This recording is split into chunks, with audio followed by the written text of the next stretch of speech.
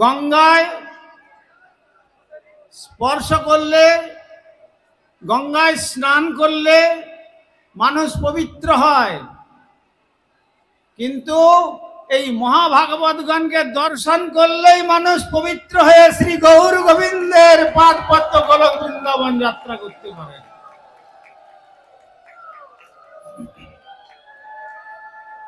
এই কয়েকদিন আগে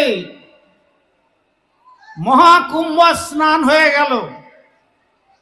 কারা কারা গিয়েছিলেন বলুন তো, হাত তুলুন একবার। ভালো করেছেন, যাননি কেন? যেমন শ্রীমদ্ ভাগবত মাহাত্ম্যে পদ্মপুরাণে বর্ণনা করেছেন বেদব্যাস। ধুন্ধুকারী বলছেন, কোটি গয়া শ্রদ্ধে না বিমুক্তির মে না ভবিষ্যতি।